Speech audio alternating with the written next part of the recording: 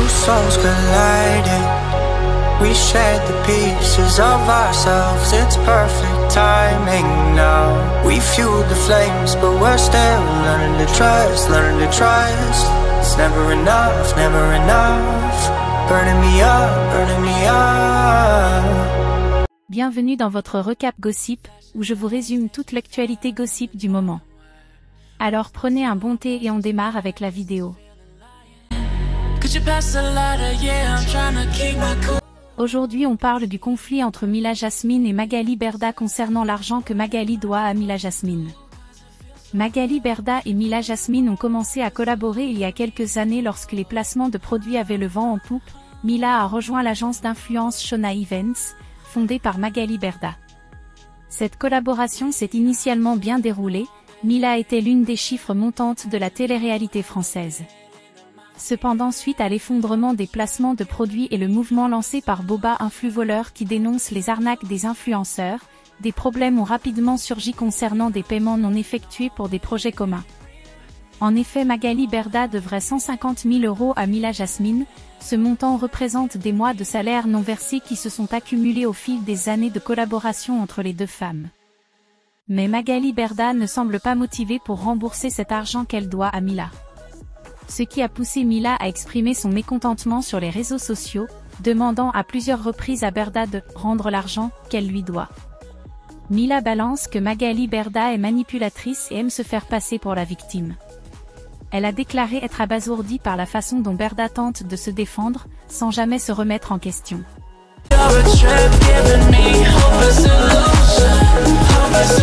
Dit sur les réseaux sociaux actuellement concernant mon ancien agent.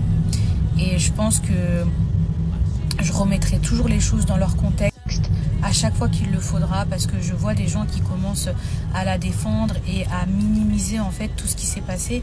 Déjà ces gens-là ne sont pas à ma place.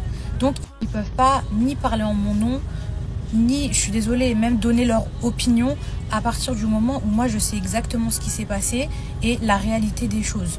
C'est malheureux, mais quand j'entends des personnes qui disent oui mais quand même avec tout ce qu'elle vous a fait gagner, c'est pas beau de lui avoir tourné le dos pour des problèmes financiers. Combien de fois, moi, quand elle me faisait croire qu'un virement était parti, je lui disais mais il y a un problème, il y a un souci, je sais pas, parle-moi-en. Si dès le début elle avait été honnête et qu'elle n'avait pas enchaîné mensonge sur mensonge, moi ce que je lui reproche c'est sa manipulation.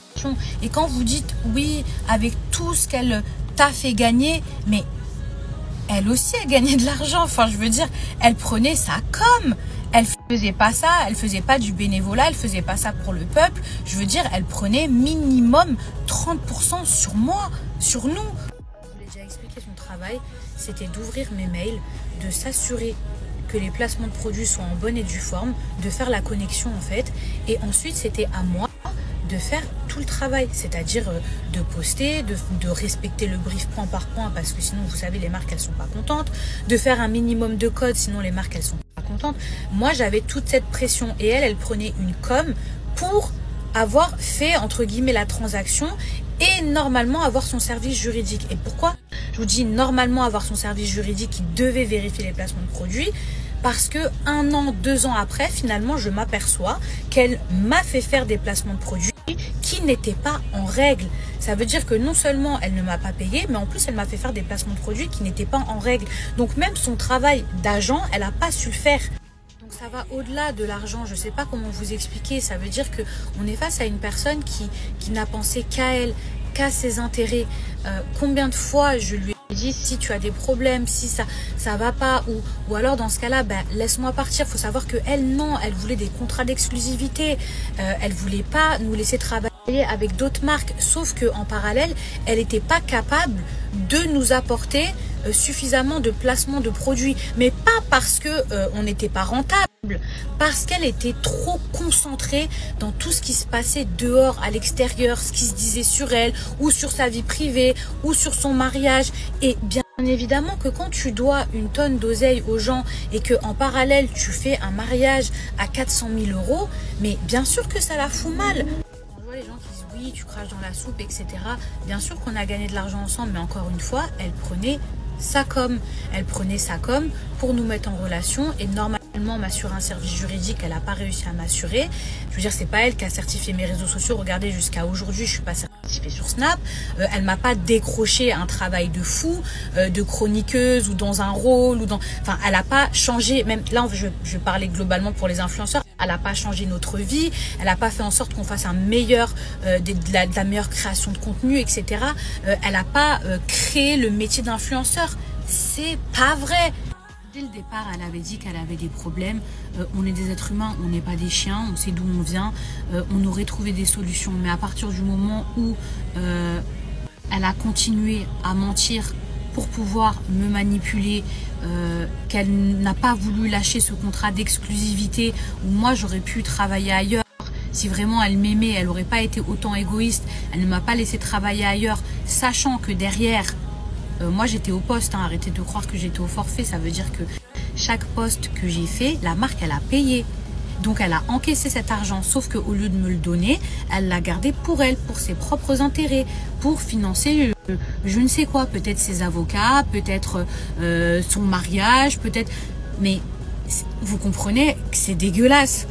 Aujourd'hui, elle a compris qu'avec moi, elle avait plus d'intérêt parce que j'ai vu son vrai visage et que je ne retomberai pas dans son panneau. Donc c'est pour ça que j'ai même pas reçu un seul centime de ce qu'elle me doit.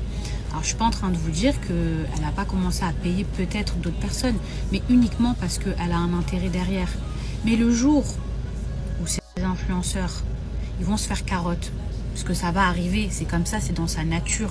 Elle faisait ça déjà avant même d'être notre agent, vous l'avez vu. Vous savez qu'elle a des histoires, qu'elle a des antécédents. Donc, elle recommencera.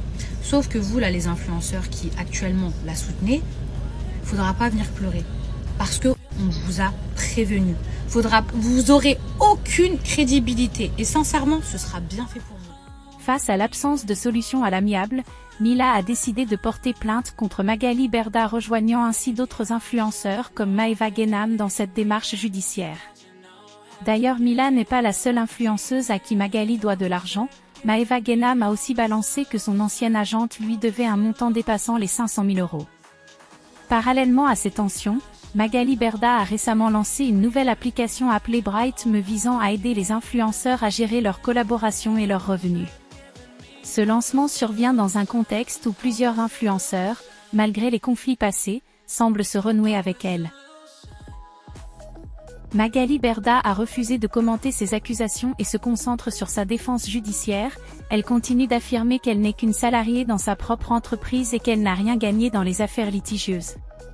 Et voilà, c'est tout pour cette vidéo. N'oubliez pas de liker la vidéo et si vous êtes nouveau sur la chaîne, abonnez-vous. Et on se retrouve dans une prochaine vidéo. Bye. You're a trip giving me hopeless illusion, yeah. Moving through all my feels, you're blurring out my vision. Watching your every smile like your television. In your eyes I see myself, I'm falling.